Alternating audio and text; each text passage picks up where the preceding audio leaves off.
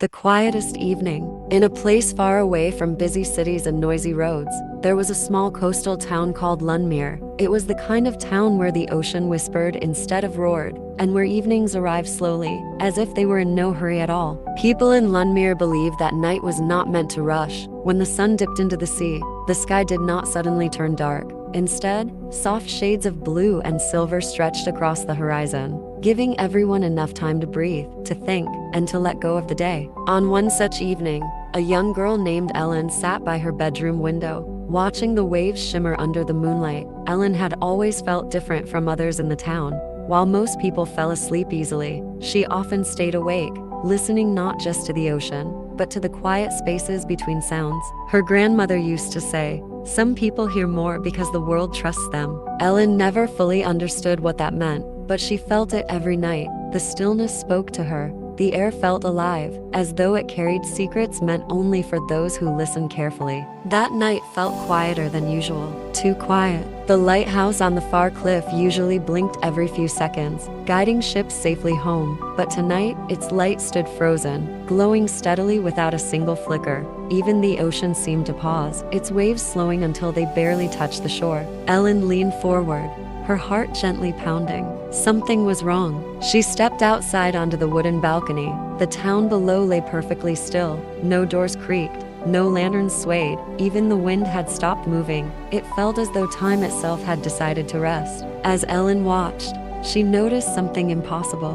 A single glowing speck drifted down from the sky, moving slowly, like a falling star that had forgotten how to fall. It hovered in front of her, warm and golden, pulsing softly like a heartbeat. Without fear, Ellen reached out. The moment her fingers touched the light, the world exhaled. A gentle voice filled the air, calm, deep, and kind. "Lunmere is falling asleep," it said, "and if no one wakes it, time may never move again." Ellen's breath caught. She had always listened to the quiet, but now, the quiet was listening back. When the clock stopped breathing, Ellen stood frozen on her balcony, the golden light still glowing softly in her palm. The voice had faded, but its words lingered in the air, heavy and quiet. Time may never move again. She looked down at the town of Lunmere. Everything was still, not broken, just paused, as if the world had gently closed its eyes. Ellen stepped back inside her room. The small clock on her wall, which had belonged to her grandmother,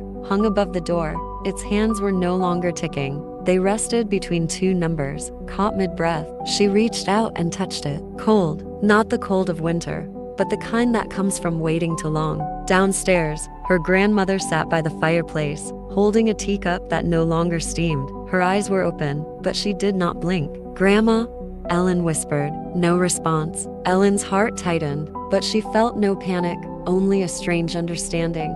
The town was not in danger. It was sleeping, deeply, carefully. The golden light pulsed again, brighter this time, and drifted out of Ellen's hand. It hovered in the air, then slowly moved toward the front door. It was inviting her. Ellen wrapped a shawl around her shoulders and followed it outside. The street felt softer beneath her feet, like the ground itself had grown tired. Lamps glowed without flickering. Shadows did not move. She passed familiar places, the bakery where bread was always warm, the dock where fishermen told quiet stories, the clock tower at the center of town. The tower loomed above her now. Its great clock face, once loud and steady, was silent. The bells that usually marked each hour hung perfectly still. As Ellen stepped closer, the golden light floated upward and touched the clock face. The glass rippled like water. A memory rushed into Ellen's mind, not her own. She saw Lunmere long ago, when the town was first built.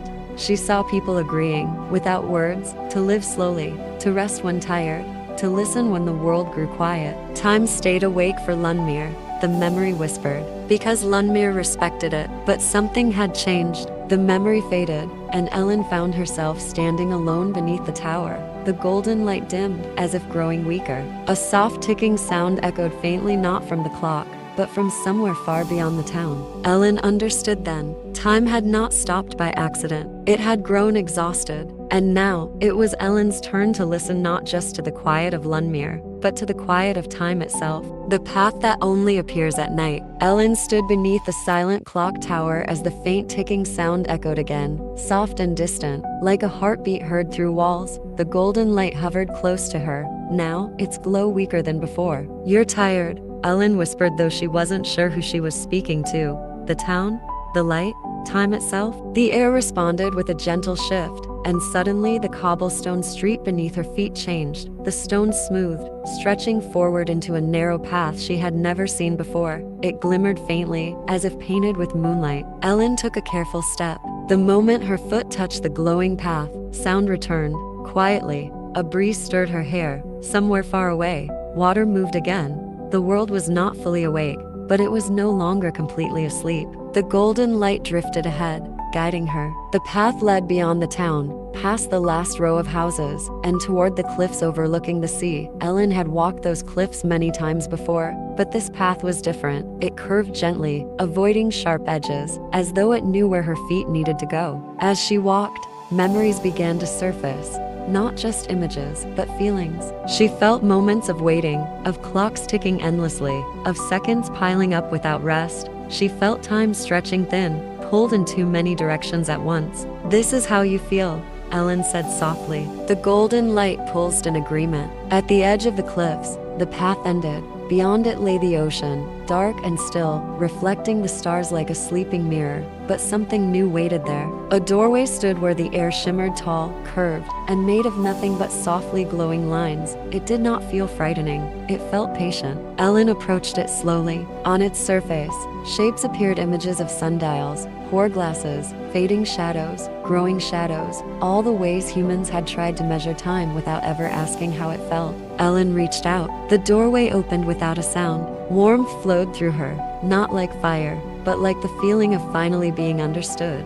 The golden light slipped from her side and drifted inside. Ellen hesitated only for a moment. Behind her, Lunmere slept. Ahead of her, time was waiting. She stepped through the doorway, and the world changed, not suddenly, but gently, as though reality itself had turned a page. Behind her, the doorway closed, and for the first time, Ellen felt what time felt when it was truly tired. The place where moments gather. Ellen felt no ground beneath her feet as she stepped through the doorway, yet she did not fall. Instead, she drifted gently, as though carried by a slow-moving current. The air around her shimmered in layers of soft light silver, pale gold, and deep blue, moving like breathing waves. When her feet finally touched solid ground, she realized she was standing in a vast open space with no sky and no walls. Above her floated countless glowing shapes. Some were tiny and flickering, others were large and steady, pulsing slowly. Moments. Ellen understood without being told. Each glowing shape was a moment, a second that had once existed somewhere in the world.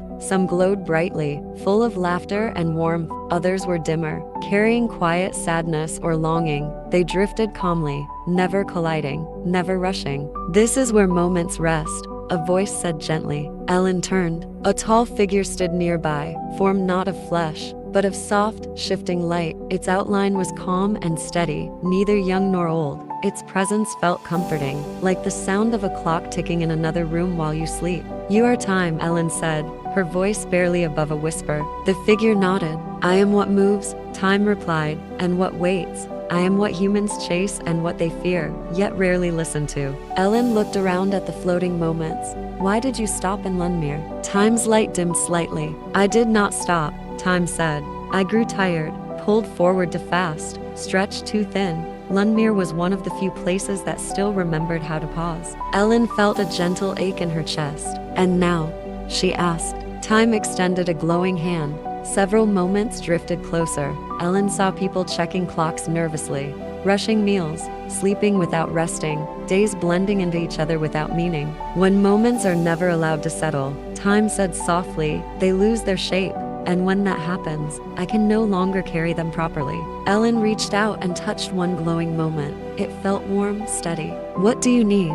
she asked. Time looked at her, and for the first time, Ellen sensed hope. "I need someone who listens," time said. "Someone who can remind the world how to move without rushing." The golden light appeared again beside Ellen, glowing brighter than before. Ellen swallowed. She had always listened to the quiet. Now, the quiet was asking her to carry it back. The weight of a single choice. Ellen felt the space around her grow quieter, as if even the drifting moments were listening now. Time's words echoed gently within her, settling slowly instead of rushing. Someone who can remind the world how to move without rushing. Ellen looked down at her hands. They seemed ordinary, small, steady, human. She had never imagined that listening could be a responsibility, let alone a gift. "I'm just one person," she said softly. "How could I change something as big as time?" Time's form shifted, its light warming. "You would not change time," it replied. "You would change how it is treated." Time extended its hand again, and a single glowing moment floated forward. This one shimmered with quiet warmth. Ellen saw a woman closing her eyes after a long day, a child falling asleep mid-story, an old man watching the tide roll in without checking the hour. "These moments heal me," Time said, "but they are becoming rare." Ellen felt something stir inside her. Not fear, not pride, but understanding. "What happens if I say no?" she asked. Time did not hesitate. "Then Lunmir will remain asleep," Time said gently, "and slowly, other places will follow. Not because I wish it, but because exhaustion spreads." The golden light pulls sharply now, bright and urgent. Ellen realized it was not pushing her, it was waiting. She thought of her grandmother's quiet evenings, of the way Lunmir breathed slowly, as if the town itself knew how to rest. She thought of how often the world beyond rushed past moments without touching them. Ellen took a deep breath. "If I help," she said, "what will it cost me?" Time's glow softened. "You will see the world differently," it said. "You will feel when moments are heavy, and you will never again be able to ignore the quiet." Ellen closed her eyes. She had never ignored the quiet anyway. "I'll do it," she said. The space around them shimmered, and the floating moments brightened all at once. The golden light burst into a gentle glow, wrapping around Ellen's wrist like a warm bracelet. Time bowed its head. "Then you will carry the reminder," Time said, "not as a ruler, not as a keeper, but as a listener." The realm began to shift. The glowing floor beneath Ellen softened, and the air filled with the sound of slow ticking, not hurried, not loud, but calm. Time raised its hand one final time. "Remember," it said, "movement is not speed, it is meaning." The world tilted gently, and Ellen felt herself drifting backward, carried by light and silence, toward Lunmir, toward waking. When the first second moved, Ellen opened her eyes to the familiar scent of salt and wood. She was standing at the edge of Lunmir, near the cliffs where the ocean met the sky. For a moment, nothing felt different. Then she heard it, a sound so small it could have been missed. Tick. Ellen's breath caught. She turned toward the town. The lighthouse blinked, once, then again. The ocean exhaled, a gentle wave finally touching the shore. Somewhere below, a door creaked softly, as if stretching after a long rest. Time had begun to move again, not rushing, not racing, just breathing. Ellen looked down at her wrist. The golden bracelet of light rested there, warm but quiet. It did not glow brightly anymore. It did not need to. She walked slowly into town. With every step, movement returned in pieces. A lantern swayed, curtains fluttered. The clock tower gave a soft, steady chime, marking the next second with care. People did not wake suddenly. They stirred gently, as if emerging from a deep and peaceful sleep. Ellen passed her grandmother's house and saw her sitting at the table, tea steaming once more, eyes calm and present. "Good morning," her grandmother said, smiling, not surprised, not confused, as if nothing had ever been wrong. Ellen smiled back, but she could feel it now, not in a painful way, in a knowing way. She felt when moments grew heavy. She felt when time was being pulled too hard, stretched too thin.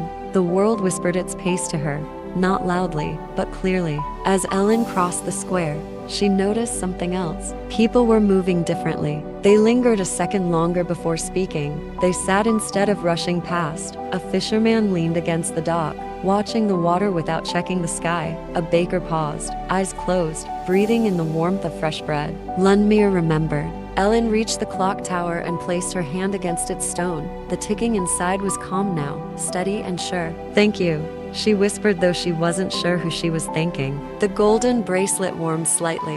Far away, beyond the town and the sea, time felt the shift, not relief, balance. For the first time in a long while, moments were not being dragged forward. They were being lived, and Ellen understood something important. Her task was not to stop the world. It was to remind it to slow down, one moment at a time. The quiet that traveled. Lunmere was awake again, but Ellen knew her task did not end at the town's edge. The golden bracelet on her wrist remained warm, not glowing, not calling attention to itself.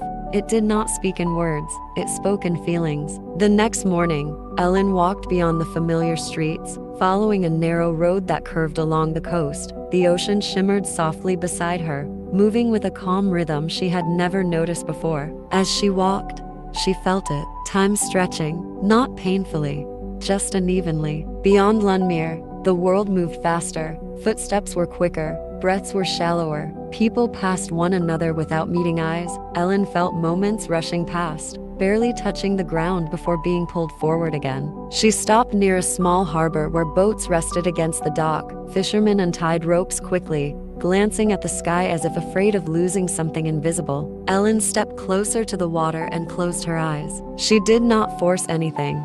She did not command time to slow. She simply listened. The bracelet warmed. A single moment settled. One fisherman paused. He looked at the water, then at the horizon, and sat down on the edge of the dock. His hands relaxed. His breathing slowed. Another followed, then another. No one spoke. The harbor softened. Ellen continued walking. In a nearby village, she passed a bakery where people lined up impatiently. She stood near the door and breathed slowly, letting the quiet flow outward. The bell above the door chimed once, and a woman inside laughed softly, not from humor, but from relief. Moments gathered, not many, just enough. Ellen realized then that the reminder did not spread like a wave. It spread like a whisper, quietly, carefully, one person at a time. By evening, Ellen felt tired in a new way, not exhausted, but full. Carrying the quiet took attention, care. She sat on a hill overlooking the road and watched the sky change colors. For the first time, clouds moved without urgency. Birds rested instead of darting. Far away, time noticed. Not every place slowed, not every moment settled, but some did, and some was enough. As night fell, Ellen understood the truth of her role. She was not meant to change the world all at once. She was meant to remind it gently that it could breathe. And wherever she listened, time remembered how. When the world pulled too hard, as days passed, Ellen began to feel something new beneath the calm moments she carried. It was subtle at first, like a distant hum beneath silence, but slowly it grew stronger. The world was pulling again, not everywhere, not all at once, but enough for Ellen to notice. She stood one morning at the edge of a busy town far from Lunmere. Roads were filled with carts and voices. People moved quickly, eyes fixed ahead, hands tight around time. They believed they were losing. Ellen felt the strain immediately. Moments stretched thin, pulled forward before they had a chance to settle. The golden bracelet on her wrist grew warmer than it ever had before. Ellen closed her eyes and listened. This place was different. Here, the quiet did not drift easily. It resisted, pushed back. People were afraid of slowing down, as if stillness itself might cost them something important. Ellen stepped into the square and let the calm move outward, just as she had before. Nothing happened. She tried again. Slower, gentler, still nothing. The bracelet warmed sharply now, almost uncomfortably. Ellen understood what it was telling her. This was not a place that needed a reminder. This was a place that needed a choice. She could stay longer, focus harder, pour more of herself into holding the quiet. She could force moments to settle, pull time back into balance by sheer attention. But she felt the cost immediately. Her breath grew heavy, her vision blurred slightly. The calm inside her began to thin. Ellen remembered time's words. Movement is not speed, it is meaning. She stepped back. The quiet did not disappear completely. A few moments softened. A child stopped tugging at a parent's sleeve. A man lowered his shoulders. A woman paused before crossing the street. It was not much, but it was real. Ellen realized then that her role was not to fight the world's pace. The more she tried to pull against it, the more exhausted she became. The reminder could not be forced. It had to be offered. That night, Ellen sat beneath a tree on the outskirts of town. She rested her hand against the trunk and breathed slowly until the warmth in the bracelet eased. For the first time, she allowed herself to stop. And as she did, something unexpected happened. A passerby sat nearby, then another. No one spoke. No one hurried. The quiet returned not because Ellen held it, but because she allowed it. Ellen smiled softly. The reminder was not about control. It was about trust. And sometimes the strongest thing you can do is let go. The place that needed it most. Ellen returned to Lundmere as evening settled softly over the sea. The town welcomed her the way it always had, not with noise or questions, but with familiarity. Lanterns glowed gently. Windows reflected the fading sky. The air felt balanced. Yet something inside Ellen felt different. She walked past the clock tower and realized she no longer needed to listen for its ticking. She could feel it now. Steady, patient, alive. Time was no longer something she followed. It moved with her. At home, her grandmother sat by the window, knitting slowly. She looked up as Ellen entered, eyes warm. "You look tired," her grandmother said. Ellen nodded and sat beside her. The bracelet on her wrist was barely warm now, like an ember resting instead of burning. "I thought the world needed reminding," Ellen said quietly. "But everywhere I went, the quiet slipped away again." Her grandmother smiled, not unkindly. "The world has always moved quickly," she said. "That's not new. What matters is where the quiet can return." Ellen looked around the room. The familiar chair, the teacups, the soft creak of the floor. She suddenly understood. The reminder was not meant for crowds. It was meant for moments. Later that night, Ellen lay awake in her bed, listening not outward, but inward. She noticed how often her own thoughts rushed, how often she planned the next step before finishing the current one. The bracelet warmed slightly. Ellen placed her hand over her chest and breathed. Slow, deeper. The room softened. Her thoughts settled. The quiet returned, not around her, but within her. She realized then that the place that needed the reminder most was not a town, or a city, or the world beyond Lundmere. It was the self. When Ellen rested, time rested with her. When she listened, moments gathered naturally. The quiet did not need to be carried outward. It spread when it was lived. The next morning, Lundmere felt brighter. Not louder, not faster, just clearer. People greeted each other without rushing past. Children lingered at the shore. Even the lighthouse blinked with a gentle rhythm, as if aware of its own breath. Ellen stepped outside and felt the balance settle. She no longer needed to travel endlessly. She needed to live attentively. And in doing so, she would remind the world one moment at a time. When time learned to rest, the final evening in Lundmere arrived quietly, the way all important things do. The sky faded into deep shades of blue and silver, and the ocean reflected the stars like a promise kept. Ellen walked slowly to the cliffs, her favorite place, where land and sea met without argument. The bracelet on her wrist was no longer warm. It felt like an ordinary band now, simple, still, complete. She sat down and listened. There was no voice calling her, no moment asking to be held. Time was not tired anymore. It was whole. The world moved as it always had, but differently now. Not slower everywhere, not faster anywhere else, just balanced, in the places where balance was allowed. Ellen closed her eyes and felt the final truth settle gently inside her. Time had never needed saving. It needed respect. People often believed time was something to chase, something to fight against, something always slipping away. But time was not running from them. It was waiting. For attention, for care, for moments to be fully lived. Ellen understood that her role had never been to control time, or even to remind others constantly. Her role was to live in a way that allowed time to rest when it needed to pause before rushing, to listen before speaking, to breathe before moving on. As long as even one person lived that way, moments would continue to gather instead of scatter. Behind her, Lundmere glowed softly. The lighthouse blinked in a gentle rhythm. Somewhere, a clock ticked without urgency. Somewhere else, someone slept deeply without dreaming of the next day, too soon. Ellen smiled. She stood and turned back toward home. The path beneath her feet felt solid, present, real.